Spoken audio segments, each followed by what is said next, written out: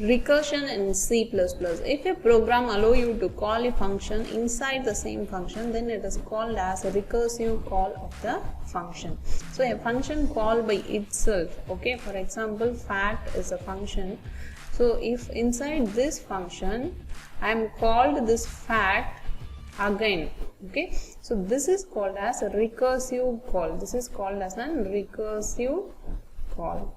When a function call inside the same function. See here what happens. So to find the factorial of a given value, so int fact I am passing 5 here, okay.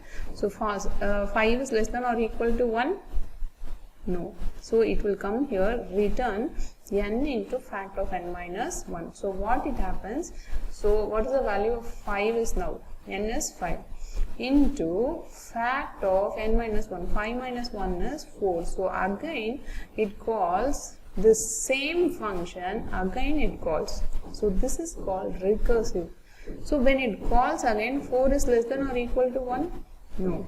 So I will this statement executed again. So what happened? 4 into fact of 3, okay, n minus 1. Now the n value is 3, okay.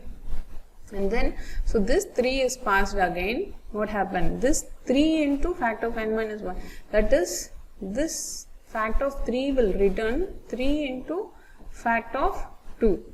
And then this fact of 2 will be written 2 into 1. So when this n value is less than or equal to 1, it will return 1.